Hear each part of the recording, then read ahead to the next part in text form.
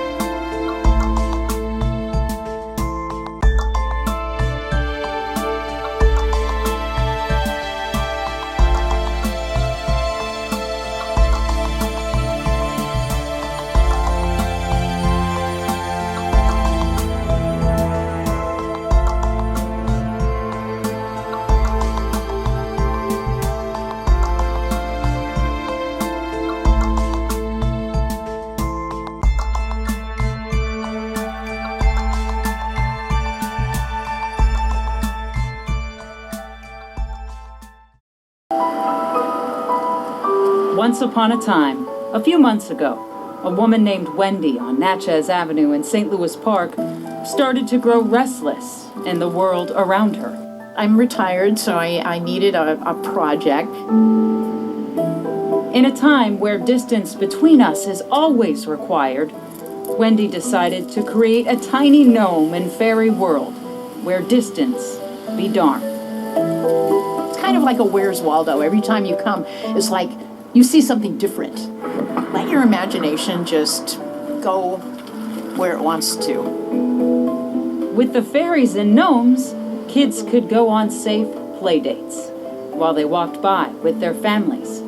And as Wendy watched them walk by, she knew that created world needed something more. How can I make it interactive? How can I communicate? So I thought, bingo, the light went on. How about a mailbox? A kid-sized mailbox, painted green, that would hold inside poems written by the gnomes and fairies, of course, for the kids to take with them. And take they did, but what happened next? Well, even Wendy hadn't imagined that. People, kids, started responding to the poems, writing the gnomes notes, and also putting in these wonderful drawings. I found 2 letters to the fairy who lives here. Oh, this is so cute. Thanks for spreading so much joy. You bring so much magic to my days. Love, a happy walker.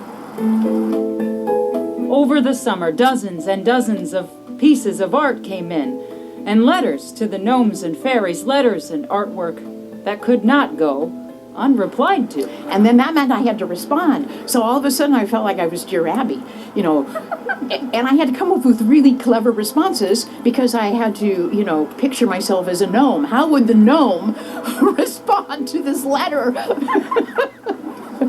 So that was fun.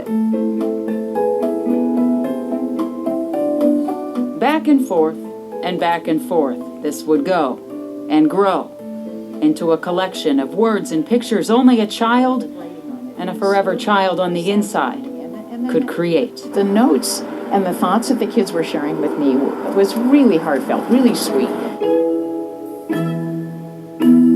Why do you care so much? Well, I think I just love encouraging creativity. In a time where distance is demanded to keep us safe in body, Wendy reminds us all, big and small, that in our minds, distance be darned.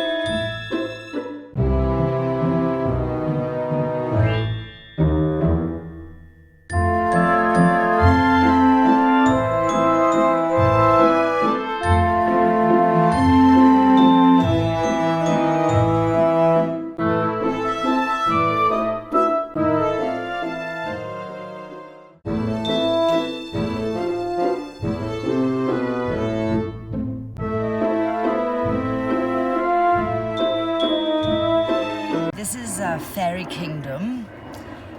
Installed here at the Nature Center here, the Westwood Nature Center in St. Louis Park. And this project has brought such joy to my heart. Well, you know, in the Fairy Kingdom, they like to stay clean, so we have bathing pools here with diamond-crusted sparkly dust everywhere and a bar of pearl soap, because that's what fairies do. They use pearl soap. So then they go over here, and we have lots. Oh, this is the nursery. You see, they all live in these shells. So we have Oh Happy Day Nursery here. And then their dwellings are in these shells around the back here, nestled in the foot of the tree. And this one obviously thinks they're a superstar, or maybe they actually are a star. Who knows, in fairyland. Then we have sort of another outdoor water feature here with some indoor dining. Water feature with some fresh shells for relaxing. And then over here, you might have some merriment. After all this bathing and merriment, you might feast at the table of different foods that fairy eats of sorts, and then have a night of games and amusement. And it's all happening here at the fairy village.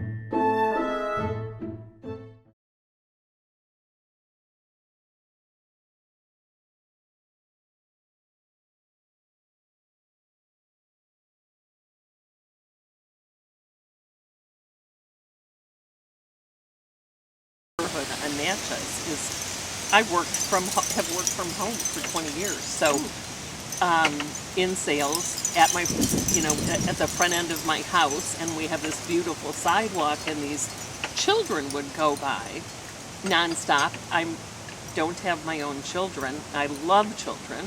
Always thought I'd have 8 of them. So I came from a family of 8, and I thought, well, how can I engage with them more? And it started with one fairy garden, one bird bath fairy garden 18 years ago. Yeah. And now it's blossomed to 3 fairy gardens, and at first I wasn't sure, do I want the kids to play in it, do I not? Right. And then the more I thought about it, I'm like, of course I want them to play in it. I want them to move the fairies around and the snails and everything else around. Mm-hmm. And then it became known that the parents would try to stop the kids, and I'm like, no, let them play. What happens if something gets broken? I'm like, you put it in between my front door, and it will go to the fairy hospital, and it'll come back the next day. Glue. I know. And I realized that was, some people say, how did you work from home for so long?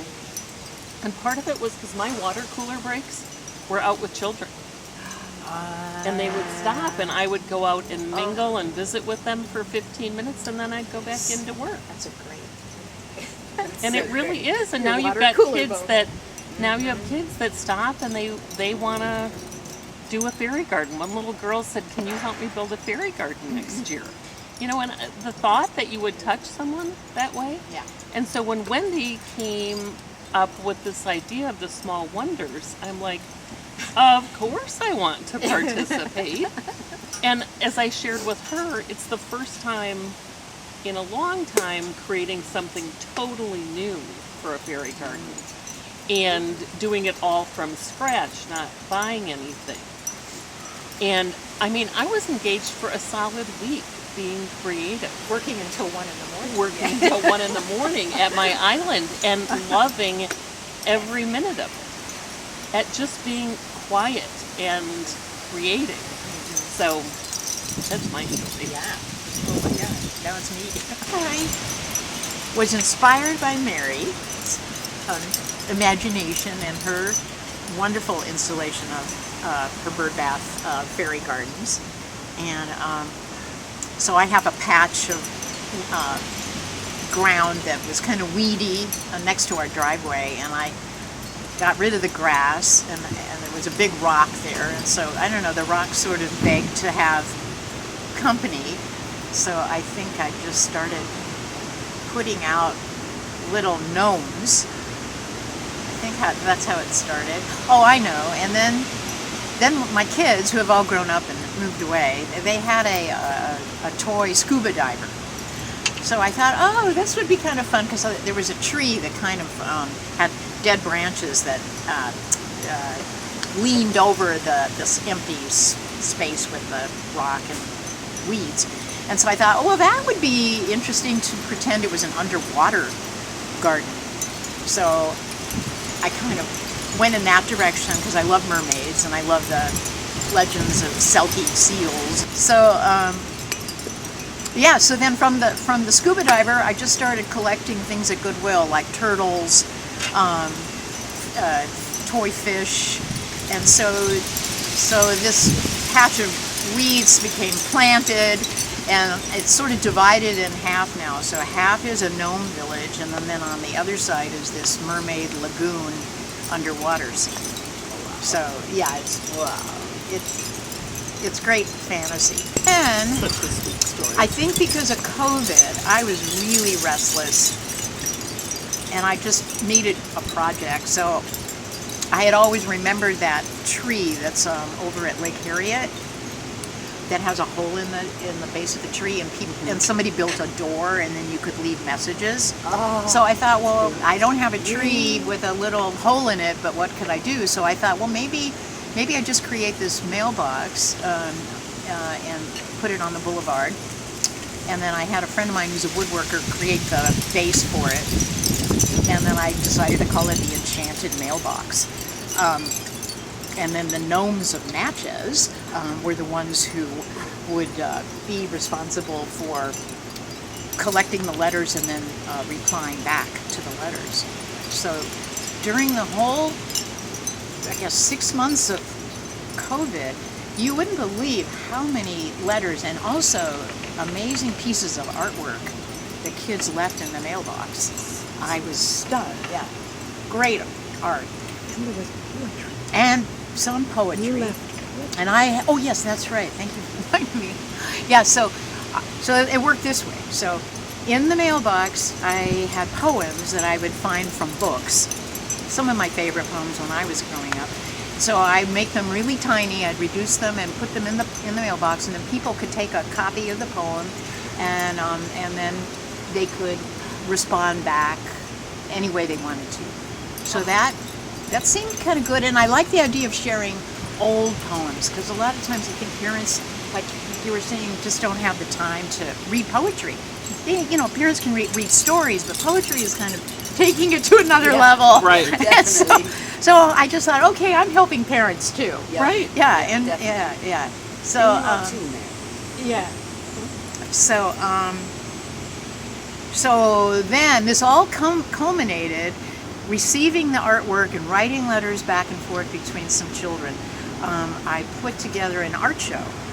It was in the end of September of last year, and I framed all the artwork and borrowed easels from Friends of the Arts, and had an afternoon of people coming by. I put out a little flyer inviting people to come. We had refreshments. So it was really cute to see kids come by and see all their artwork framed. It was great.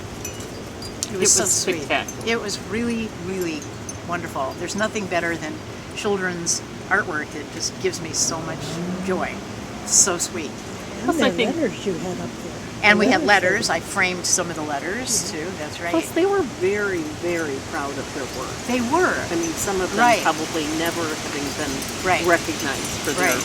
work. I mean, there's something about a frame that makes your artwork seem legitimate, special, and Right. really authentic. Right. So that was really fun. That was really fun too. So that's kind of the story of the Gnomes of Natchez Enchanted Mailbox.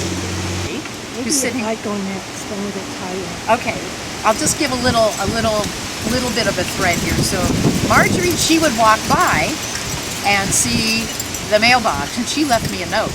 and invited me and Mary to come have tea and see her garden that is filled with many, many amazing handmade fairy houses. So when I saw what Marjorie did, I thought, this is fantastic.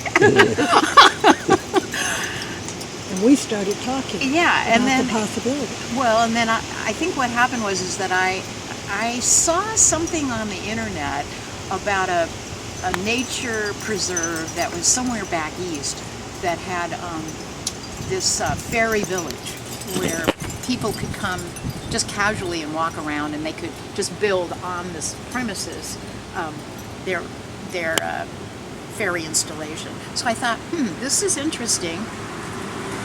We have the Westwood Nature Center. Would this be something that we could do at the Westwood Nature Center? And I know that I really enjoy building fairy houses. Would other moms, dads, kids, would they be interested in doing something like that? And would give the, and work at it as on a project together. So then I talked to Marjorie about that, and she was very encouraging. She said, yeah, I think you should go for it. So I pitched the idea to Jamie Marshall at FOTA, and he had just finished doing several art walks around St. Louis Park that were very successful. Yeah. So he could see how the Trail of Small Wonders could be another version of an art walk. So it seemed to him, it made sense to him, and I think he saw it was a good opportunity. So then the next step was talking with the people at Westwood Hills Nature Center, and I think they were a little skeptical at first. They weren't sure whether they were nervous about, I think, people trampling on the trail and getting off trail, and and there were definitely some concerns, and we wanted to be respectful of all of that. So, but we were able to work out those details, and we put together a little trail guide for people who were going to be installing on a day that we had designated. And I think it all came out really well. I mean, we got great feedback. I think the Westwood Hills Nature staff, they were really happy with it. And then preceding the opening of the Small Wonder Trail, Marjorie and I put together a workshop, how to build your own fairy house. And we provided pots, moss, rocks.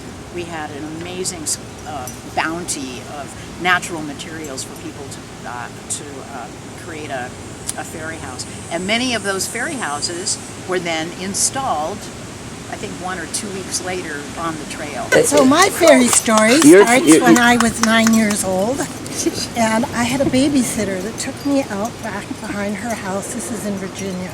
And there was a tree with moss at the bottom, and she put up half of a walnut shell upside down, and it had water in it, and she said, this is the fairy's bathtub. I have been enchanted with that thought for decades.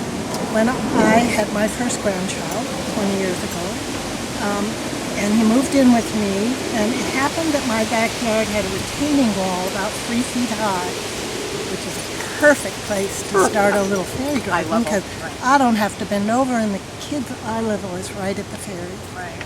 So I started a little fairy garden, actually had a little waterfall in it and fairies, and had a fairy hospital, because you have to let kids play in the fairy garden here in St. Louis Park.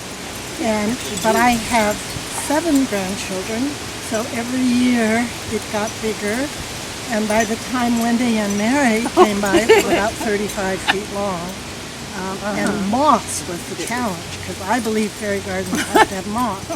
And moss grows everywhere in this country practically, except Minnesota. So it was big work, but we got the moss growing in the little paths. And pretty soon it became a tradition for the 7 grandchildren when we got together for a family reunion to build fairy houses. So I would find baskets at Goodwill, and we turn them upside down, and then you need a door.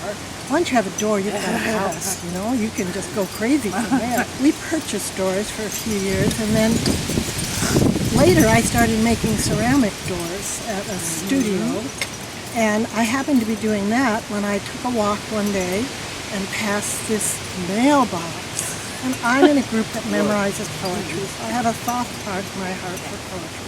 And in this fairy garden, and there's 2 fairy gardens right next door, Mary's and Wendy's, so it's a fantasy place. And in this mailbox is poetry for the children to take, and it's beautifully prepared. And I thought, these are my soul sisters. They have got to come visit my fairy garden. Right.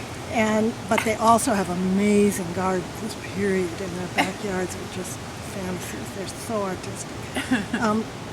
And I have a fairy garden, and they came over, and we had tea, and Wendy started talking about the idea of the park, and I said, oh yes, and this is how my grandchildren do it, and Right. I've got a bunch of doors, Yeah. ceramic doors, and so the way it worked is we supplied flower pots and baskets, and we have beautiful pictures of the workshop. Yeah. And wonderful participation, parents having as much fun as kids, building their fairy house. And then on the trail, I would say about half of the fairy houses were ones that were made at the workshop. And I was very impressed that the other 20, because I think we had about 40 in the end, were made by people at home. And one of the families that came, the dad I know is an architect by training. And they had fun building theirs, but he said, next year I'm upping the level of our fairy house. So, and you could hear people saying, well, you're going to do it again, I hope, Yeah. you know. Yeah. So it was really a sweet time in talking with So you. because of the mailbox, we're now friends Beautiful. Very and friends. collaborators. Beautiful. I mean, I can't think of anything more magical.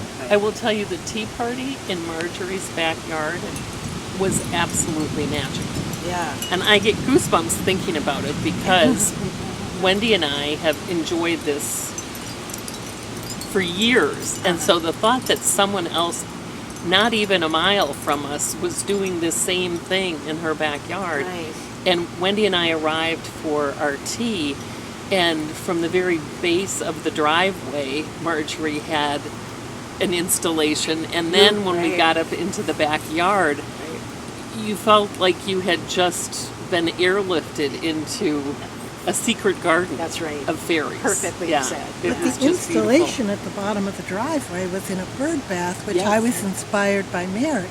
I And didn't know all the that. neighbors started raving about that installation because it was out front. Interesting. and Interesting. in a I bird did not bath. know that. So yeah, that was totally That's inspired so by you. That's great. And Teresa, how did you get involved? Yeah. You're hosting this tea party for the fairy, for the women fairies, and I am. I'm feeling rather humbled, and you know, these are definitely. I'm among giants here. Had I known, I would have put my face on. I do. It just morphed that way, Jim. I came out for the first time because now, you know, I can leave home for a few hours with Gabriel being the age that he is now, so I can leave home for a few hours. And I wanted to honor George Floyd's first year of being away from us. And it was close because it's in the park. And so I got all dressed up and I took myself out on a date there to be in public, which I haven't really been in the public for 15 years. With the odd job my agent would have me do in the voiceover division, you know, of life, but I've really been home looking after my son by myself. It's just the two of us as a family. So once I was out, I met you, and then everything happened from there. And so I'd created this in the garden for me to help me when I have a few moments, like your water cooler. Yeah. This is my welcome to my water cooler. This is it. I can lounge and read. I can have the dog with me. I can sit here, and it's funny because people have been walking by going, when did you move here? They think, I'm like, darling, I just... Where did you come from? Oh, Los Angeles. And then they're walking, and, you know, they don't say, well, for how long? 15 years ago, I've been here, but people, you just haven't spotted me. There hasn't been a sighting. So I just wanted more. And when I heard there was going to be this festival of all things fairy, having been raised with Stonehenge as my back garden, from the county of Avon and Wiltshire, I thought, well, here we go then. And I had left Los Angeles all those years ago, leaving my community of prop masters and set designers and actors and artisans and model makers that won awards with Steven Spielberg on Titanic movies and things for their models. And I thought, I'll show you. Now you're going into insurance, you 57-year-old freak. You know, isn't that a little bit, you know, you were so freaky. And now you're going into insurance? You can't leave the tribe like that. You know, I mean, you know, I'll take over as the model maker then. So I just thought, well, I'll give it a go. Yeah. Because I was making jewelry. And I was accustomed to playing with things smaller. Small, miniature size. And then I remembered my friend George, who was this really well-known model maker and has been since the pandemic, sort of did something with his brain and now he's gone into insurance, but never mind. He kind of created Burning Man with a few other people. It's this big thing in the desert in California. Wow. And so I just had to go. And I didn't know how it was going to evolve, except it was here. And like you, every time I worked on it, I mean, I have 100 million chameleon roles I have to morph myself to make accommodations of just brushing one's teeth or transitioning from one thing to another with my son. I could come out here and just sort of gasp and breathe and remember that, you know, there was a cosmos and there's an earth and then the moon is doing its thing, and I smiled the entire time I was making this. Oh. And it brought me enormous joy. I had told Jim that I was going to do this as a project because I needed a mental health project, and I needed completion. I needed because I've been working with the disability waiver since 2009, and that's been a long, long, long time ago. And it took me till this spring to complete that. And I wanted to do something else and complete, because I come from Los Angeles where we're doing a movie, it takes 6 weeks. We're not doing something that takes since 2009. I'm not accustomed to rolling that way. And I'm enjoying it therein, and I'm going to just let it all roll. Perfect.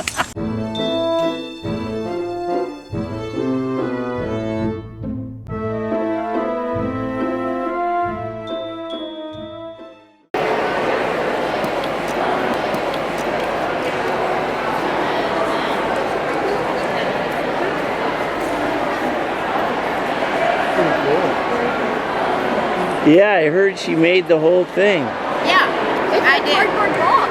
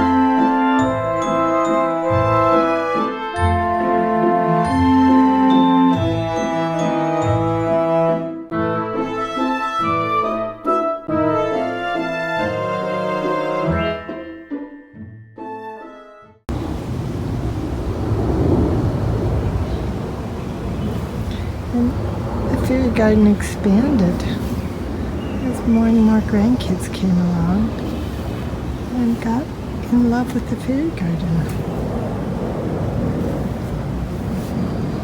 This is a fairy house that I made recently with Esme. Esme wants to have her birthday party in the fairy garden again this year. This is a fairy house that Avery made last summer when all the grandkids made fairy houses at the cabin.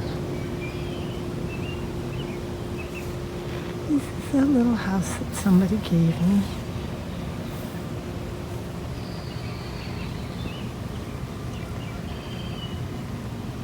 And it has a tire swing. And this is a wonderful fairy house that a friend made for me. It's called the Bakery. It's got a little cupcake for a chimney. Can you see that? And you can put a light inside. There's a little bench out front.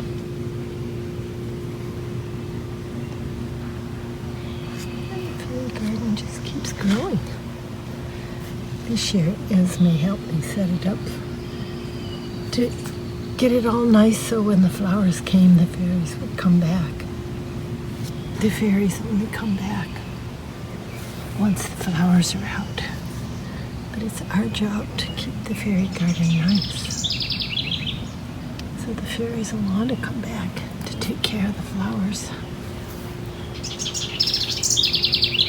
And the fairy garden just keeps growing and growing and growing. There's a dragon. It's a Scottish dragon. This is actually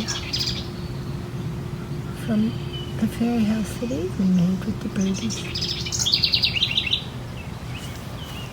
I've made a couple of wonderful fairy houses that the raccoons have destroyed or nature. Here's another one that I made this year with Esme. She's gotten to be a really great fairy housemaker. It's a hot day, 98 degrees.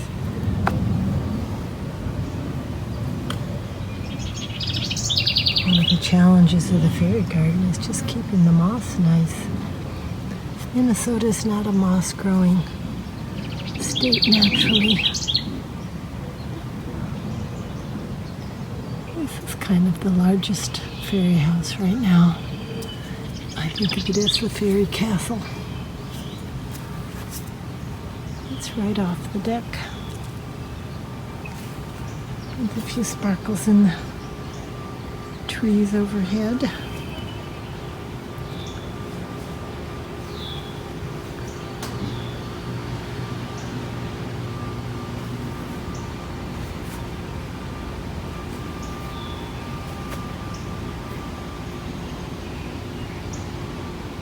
Grammy's Fairy Garden.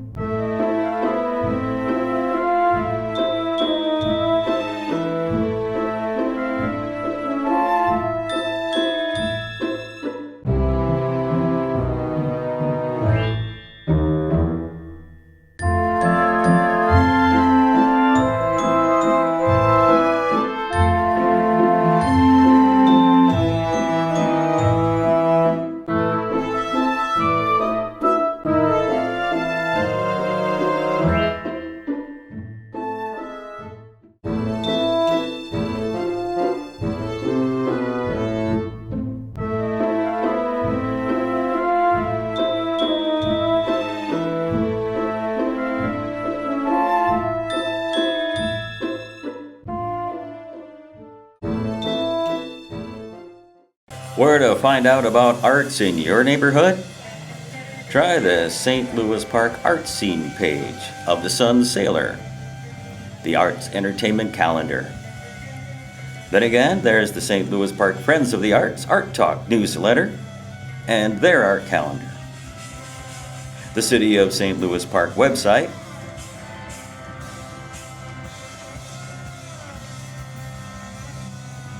the Hennepin County Library, art on exhibit, and the Directory of Public Art displayed in Hennepin County. And the Edina Art Center, the Minnetonka Center for the Arts, and the Hopkins Center for the Arts.